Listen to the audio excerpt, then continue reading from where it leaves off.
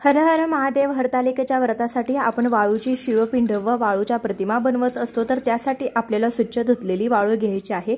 त्यानंतर एखाद्या वाटीच्या मदतीने आपण जी वाळू आहे तर ती अशा प्रकारे गोलाकार ठेवून घ्यायची, म्हणजे शिवलिंगाचा हा भाग तयार होतो।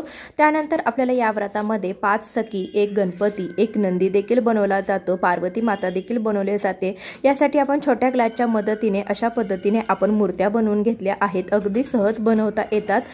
इथे मी 5 सख्या, एक पार्वती माता, एक गणपती आणि एक नंदी बनवला आहे। एका वाटीच्या मदतीने असं शिवलिंग बनवायचं। त्यानंतर निमुळता भाग अशा पद्धतीने आपण हाताने बनवून घ्यायचा। त्यानंतर ग्लासमध्ये आपण पुन्हा माती भरून घ्यायची आणि हा ग्लास शिवलिंगाच्या मधल्या भागावरती उपडा करून हळूवारपणे खाली दाबायचा आणि त्यानंतर उचलून घ्यायचा। त्यामुळे शिवलिंगाचा आतला जो खोलगट भाग असतो तो देखील तयार होतो। अशा पद्धतीने अगदी सहज आपण अगदी 1 मिनिटात हे शिवलिंग आणि शिवपरिवार बनवू शकतो। संपूर्ण पूजेचा व्हिडिओ चॅनलवरती आहे, नक्की पहा।